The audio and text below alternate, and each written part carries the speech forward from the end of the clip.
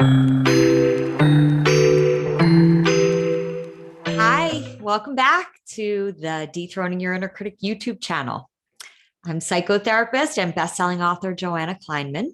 And today I want to talk to you about one simple shift that will allow you to manifest all the things that you know you're destined for, but they haven't yet emerged.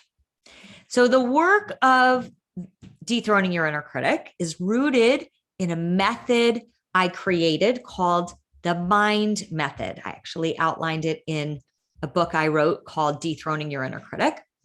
And this method allows you to clearly see the automatic lens through which you are seeing yourself and your life.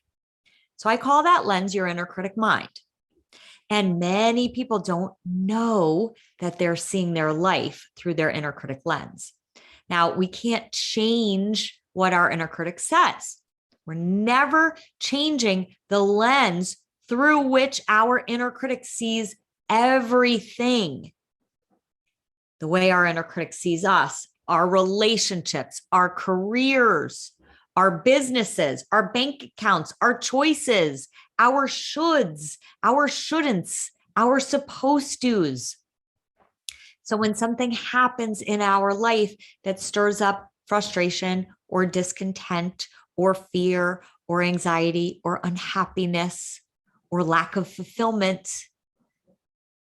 your inner critic is doing her thing, assigning meaning that something is wrong or broken or needs to be fixed.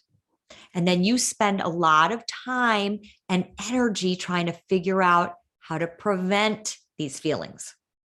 So this not only keeps you stuck, but it can actually cause more harm than good, because you can get lost in trying to figure out how to protect yourself from your painful emotions by trying to make sure that you always feel like you're good enough and you always feel like you're loved enough and valued enough and important enough and successful enough and wealthy enough, and that no one's ever disappointed in you and no one's ever upset with you. And the list can go on and on and on.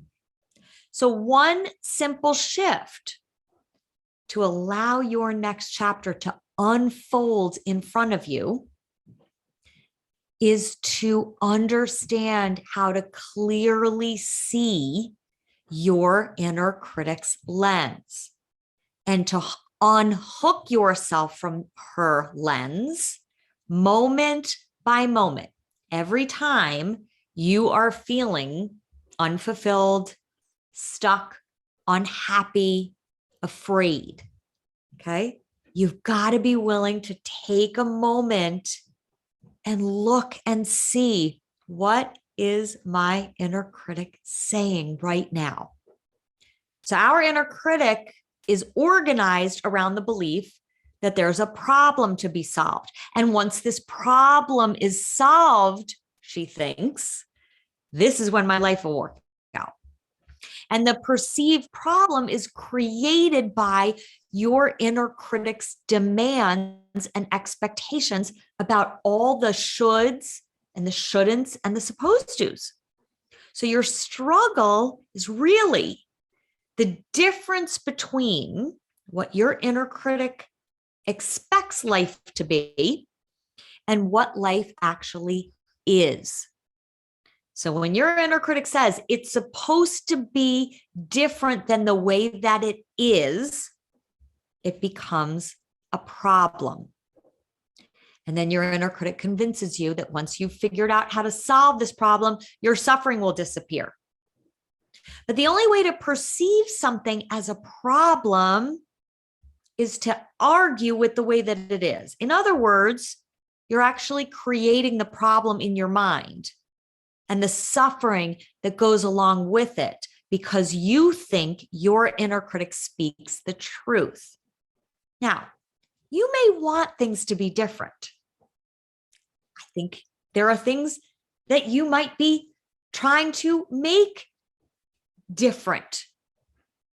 But our inner critic is attached to her view.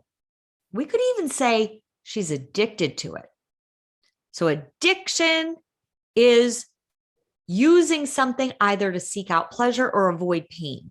So your inner critic is always trying to manipulate the environment to protect you from your uncomfortable emotions. Your inner critic has no interest in taking the actions to manifest your most extraordinary next chapter, because taking those actions are usually very uncomfortable actions to take. She does not want you to risk or step outside of your comfort zone.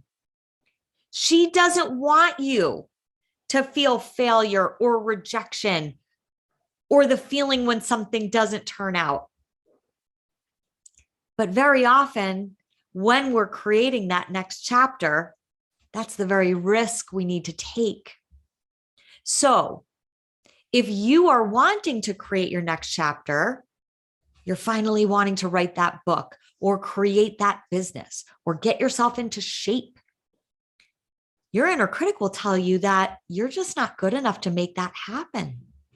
She'll tell you you need to have more or know more before you can ever design that next chapter.